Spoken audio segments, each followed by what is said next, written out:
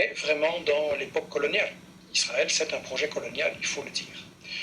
Alors, le deuxième grand mythe qui justifie Israël, c'est oui, mais les Juifs, en fait, ils retournent sur la terre dont ils auraient été chassés par l'Empire romain en 70 après Jésus-Christ.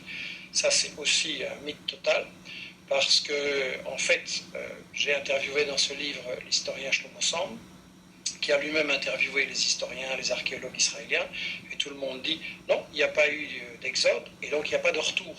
En gros, les populations, elles sont restées là, elles n'ont pas bougé, bien sûr, il y a eu des invasions, des migrations, des mélanges, mais en gros, elles n'ont pas bougé, les populations. C'est qu'il y a deux conséquences cocasses. La première, c'est que, au fond, les descendants des Juifs de l'époque de Jésus-Christ, c'est les Palestiniens qui vivent là aujourd'hui, maintenant.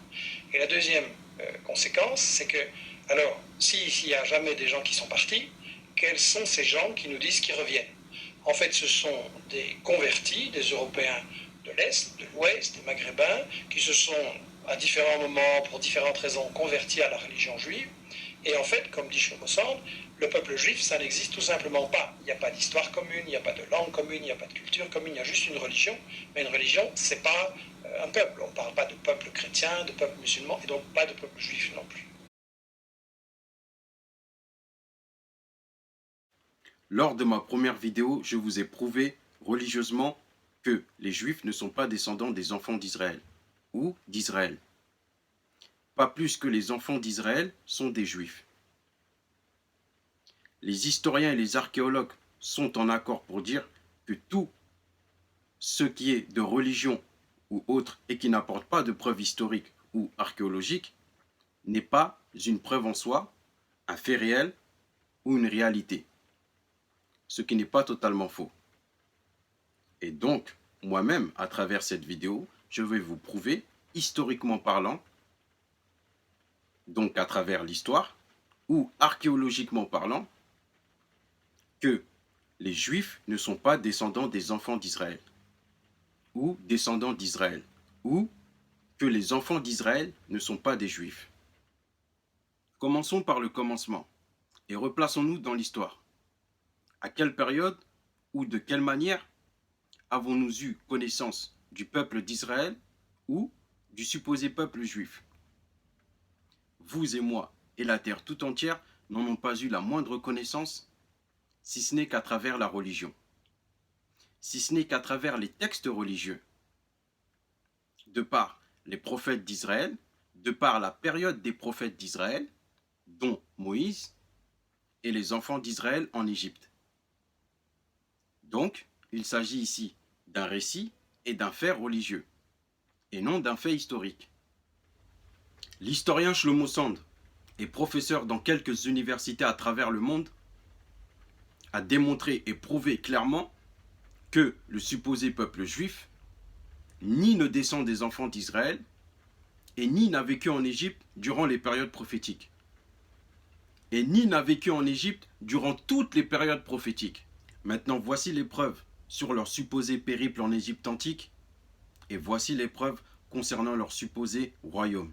Chapitre 2, page 167. Canaan était au IIIe siècle avant Jésus-Christ, époque de la supposée sortie d'Égypte. Virgule. Sous le contrôle des pharaons, encore tout puissants. Point. Moïse aurait donc conduit les esclaves libérés d'Égypte en Égypte. Point. Si nous nous fondons sur la Bible, il aurait guidé dans le désert 600 000 combattants, soit près de 3 millions d'âmes pendant 40 ans. Point. En dehors du fait qu'il était totalement impossible qu'une population de cette ampleur puisse quitter son lieu de résidence et errer dans le désert pendant aussi longtemps, un tel événement aurait dû laisser des traces épigraphiques ou archéologiques quelconques. Point. Seconde preuve. Il était d'usage dans le royaume d'Égypte de mentionner chaque événement avec une grande précision et nous possédons de nombreux documents sur la vie politique et militaire dans l'Empire. Point. Nous connaissons même les incursions de groupes de bergers nomades sur les terres du royaume. Point. Le problème est que l'on n'a retrouvé aucune référence ou allusion à des fils d'Israël qui auraient vécu qui y aurait vécu se serait révolté et en serait sorti à une quelconque époque. Point. Troisième fait et troisième preuve. Comment est-il possible qu'aucun document égyptien ne cite la conquête de Canaan, alors qu'à cette date supposée, l'Égypte contrôlait cette partie du territoire? Et, fait non moins étrange, pourquoi la Bible ne se réfère-t-elle pas à cette domination égyptienne dans la région? Les fouilles archéologiques de Gaza et de Beit Shean ont révélé depuis longtemps la présence égyptienne à l'époque précise de la conquête supposée et même après. Point. Donc ce qui signifie qu'à la date où ils sont supposés régner, il n'y a rien du tout. Aucune preuve historique, aucune preuve archéologique.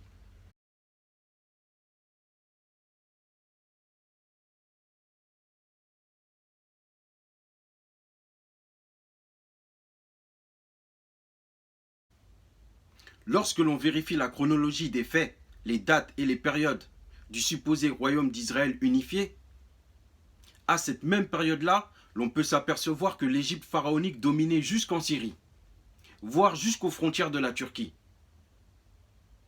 Et c'est la période du Nouvel Empire et c'est la période la plus célèbre et la plus prospère de l'Égypte pharaonique. Et même les faits archéologiques prouvent qu'à ces mêmes périodes-là, l'Égypte pharaonique dominait jusqu'en Syrie. Et que bien au contraire, il n'y a aucune preuve archéologique et il n'y a aucune trace de ce supposé royaume unifié d'Israël. Je vous remonte les dates une deuxième fois afin que vous voyez. Regardez par vous-même. Très bien.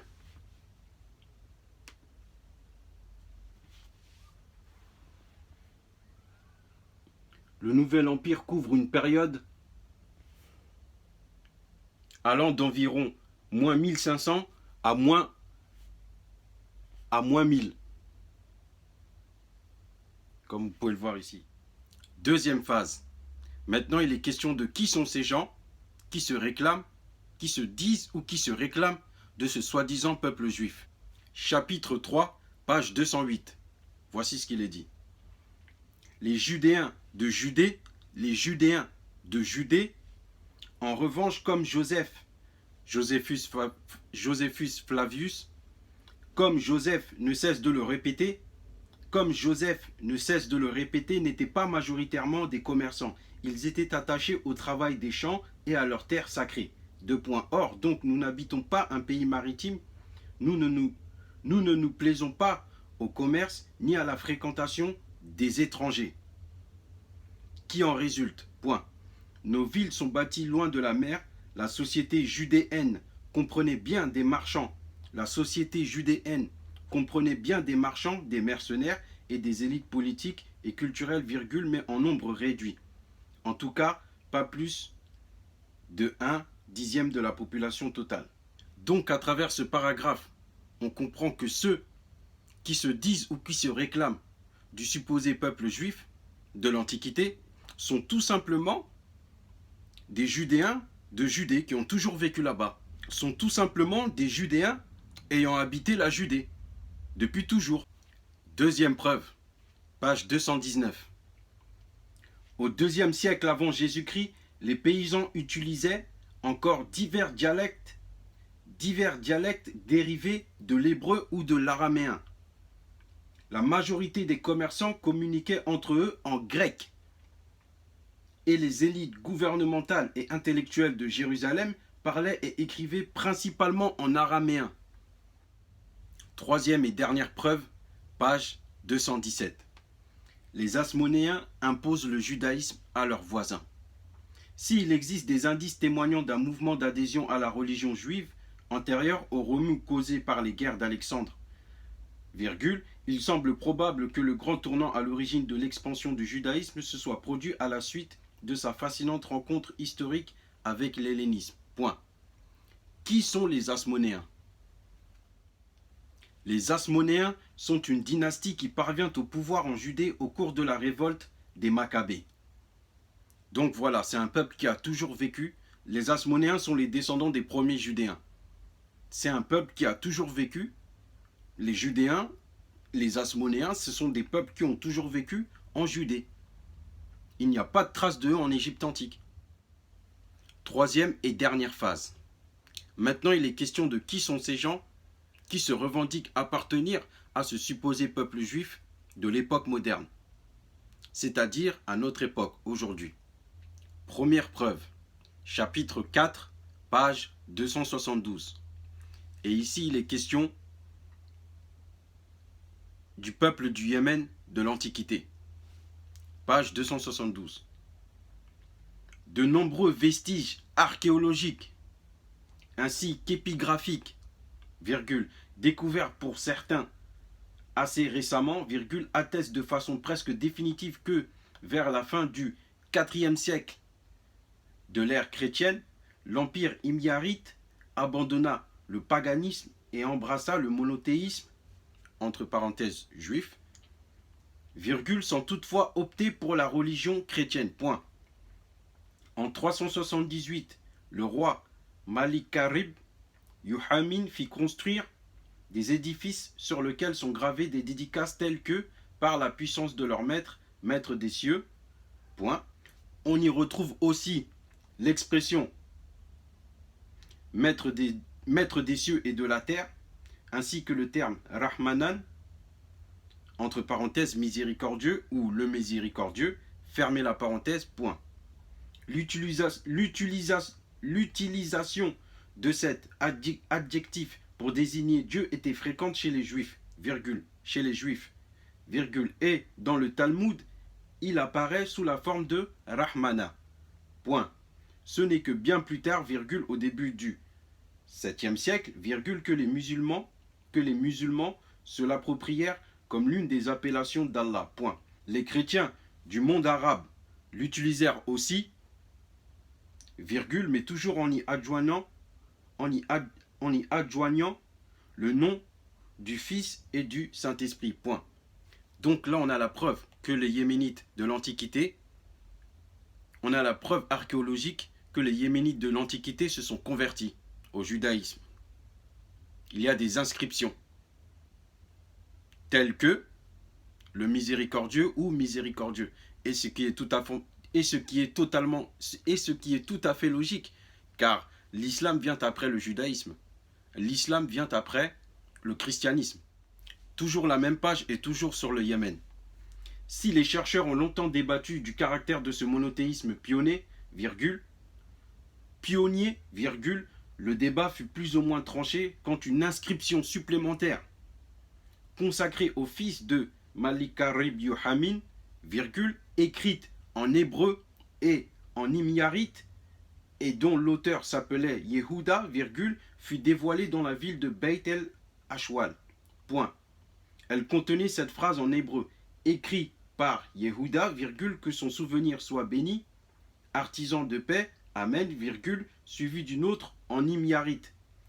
Par la puissance et la charité de Dieu, créateur de l'âme, maître de la vie et de la mort, maître des cieux et de la terre, créateur de l'univers, et avec l'aide financière de son peuple d'Israël et de ses maîtres par procuration. Point.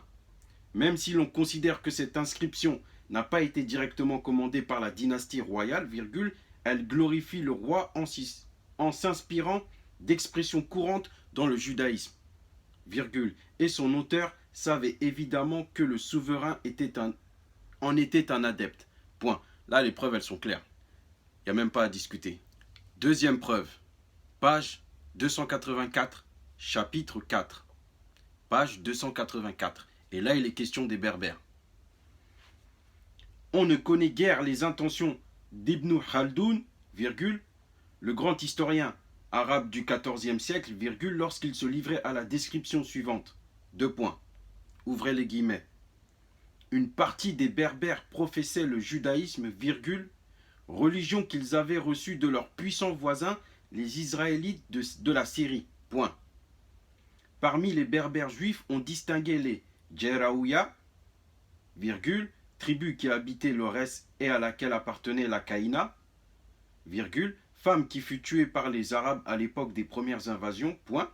Les autres tribus juives étaient les Nefusa, virgule, berbères de l'Ifriqiya, virgule, les Fendelaouya, les Mediouna, les Behlula, les Riyata, les Fazaz, berbères du Maghreb el-Aqsa.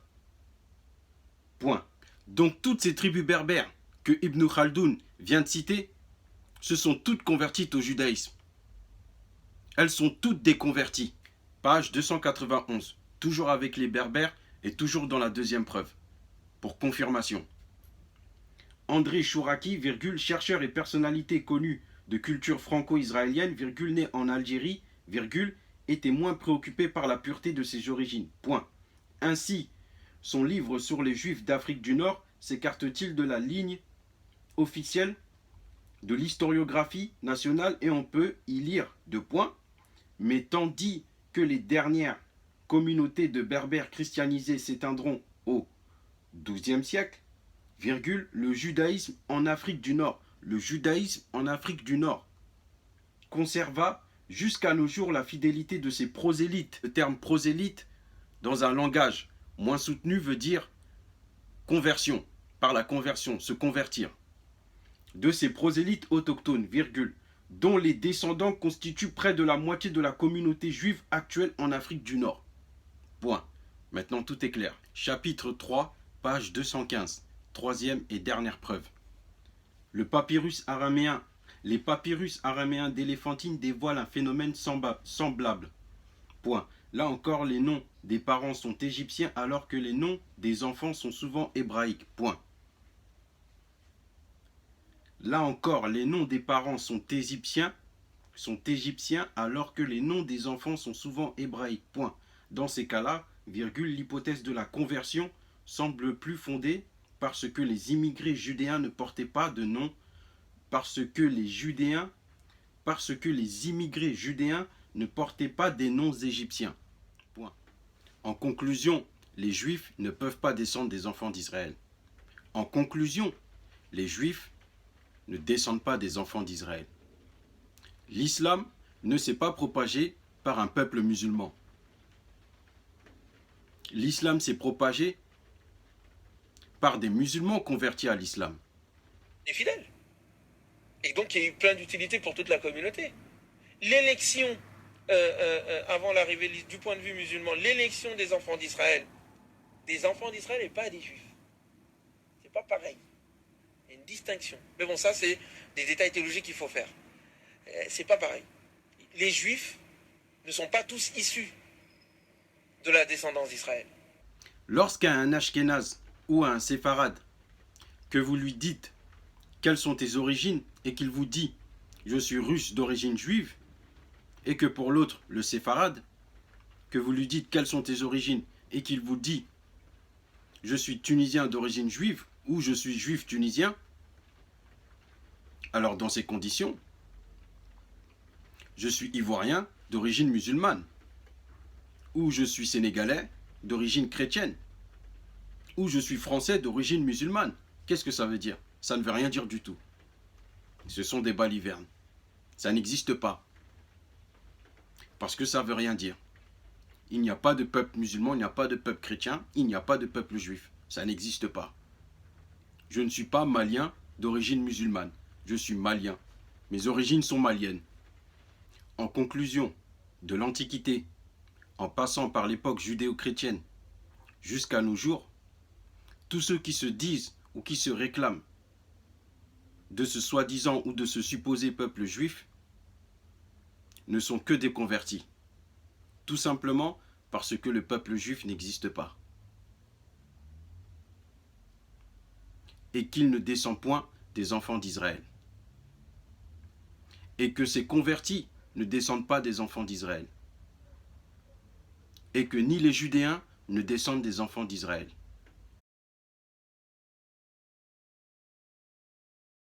Maintenant, il est question des enfants d'Israël.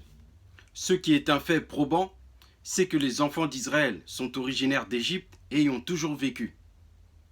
Et que bien au contraire, il n'y a aucune preuve historique ni archéologique qui nous montre qu'ils viennent d'ailleurs.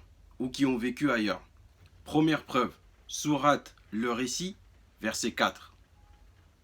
Pharaon était hautain sur terre. Il répartit en clans ses habitants. Afin d'abuser de la faiblesse de l'un d'eux, il égorgeait leurs fils et laissait vivantes leurs femmes. Il était vraiment parmi les fauteurs de désordre. Pharaon était hautain sur terre. Il répartit en clans ses habitants. Il répartit en clans ses habitants. Donc à travers ce verset, on comprend quoi? On comprend que les enfants d'Israël sont des habitants d'où? Des habitants d'Égypte. Donc des Égyptiens. Deuxième preuve, toujours la même sourate, verset 7. Et nous révélâmes à la mère de Moussa, Moïse, allaite-le, et quand tu craindras pour lui, jette-le dans le flot, et n'aie pas peur et ne t'attriste pas, nous te le rendrons et ferons de lui un messager, Plus loin, verset 11. Elle dit à sa sœur, suis-le. Elle l'aperçut alors de loin sans qu'il ne s'en rende compte, Donc lorsqu'elle dit à sa sœur de le suivre, c'est bien parce qu'il n'habite pas un autre pays, on est toujours en Égypte. Elle l'aperçut de loin sans qu'il ne s'en rende compte. Elle l'aperçut de loin sans qu'il ne s'en rende compte. Et enfin, verset 12. Nous lui avions interdit auparavant des nourrices. Elle, la sœur de Moïse, entre parenthèses, dit donc, voulez-vous que je vous indique les gens d'une maison qui s'en chargeront pour vous tout en étant bienveillants à son égard? Donc là, on comprend qu'elle a retrouvé Moïse parmi les habitants d'Égypte. Donc là, on comprend qu'elle a retrouvé Moïse parmi son voisinage. Troisième et dernière preuve, verset 15. Il entra dans la ville à un moment d'inattention de ses habitants. Il y trouva deux hommes qui se battaient, L'un était de ses partisans, et l'autre de ses adversaires, L'homme de son parti l'appela au secours contre son ennemi, Moussa, Moïse, lui donna un coup de poing qui l'acheva, Moussa dit, cela est l'œuvre du diable, c'est vraiment un ennemi, un égareur évident, Il entra dans la ville à un moment d'inattention de ses habitants, Il y trouva deux hommes qui se battaient, L'un était de ses partisans et l'autre de ses adversaires, L'un était de ses partisans et l'autre de ses adversaires, Donc ici, il est question de clan et de tribus, et non de peuple ou de nation. Sinon, le Coran en aurait fait mention, car le terme utilisé est shi'atihi, du terme shi'a, qui signifie clan. Et qui dit clan, dit tribu ou ethnie. Donc ce sont tout simplement deux Égyptiens qui sont en conflit. Exemple, c'est comme deux Sénégalais qui s'embrouillent. L'un est Peul, l'autre est Wolof, mais les deux sont Sénégalais. Sachant que les deux partagent une origine en commun.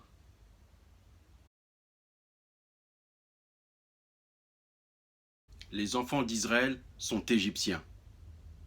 Sourate Al-A'raf, verset 127. Première preuve. Et les notables du peuple de Pharaon dirent, laisseras-tu Moussa, Moïse, et son peuple commettre du désordre sur la terre, et lui-même te délaisser, toi et tes divinités? Point d'interrogation, il dit, nous allons massacrer leurs fils et laisser vivre leurs femmes. Nous aurons le dessus sur eux et les dominerons. Laisseras-tu Moussa, Moïse, et son peuple commettre du désordre sur la terre, et lui-même te délaisser, toi et tes divinités. Et lui-même te délaisser, toi et tes divinités. Ce qui signifie que Moïse était lui-même un adepte de la spiritualité ou la religion égyptienne, jusqu'à la révélation. Deuxième et dernière preuve, sourate les fourmis, verset 12. Et introduis ta main dans l'ouverture de ta tunique, Elle sortira blanche et sans aucun mal. Un des 9 prodiges à Pharaon et à son peuple, car ils sont vraiment des gens pervers. Et introduis ta main dans l'ouverture de ta tunique, alors elle en sortira blanche et sans aucun mal. Un des 9 prodiges à Pharaon et à son peuple. Un des 9 prodiges à Pharaon et à son peuple. Un des 9 prodiges à Pharaon. Ce qui signifie que Moïse était un prodige à Pharaon. un élu à Pharaon, un haut dignitaire à Pharaon et à son peuple tout entier, donc les Égyptiens, y compris les enfants d'Israël. Maintenant, tout est clair. Les Juifs ne descendent pas des enfants d'Israël, et les enfants d'Israël ne sont pas des Juifs. Les enfants d'Israël sont égyptiens. Le Coran ne peut pas se contredire. Et les faits archéologiques et historiques encore moins, sachant que les faits vont dans le même sens que le Coran. Assalamu alaikum.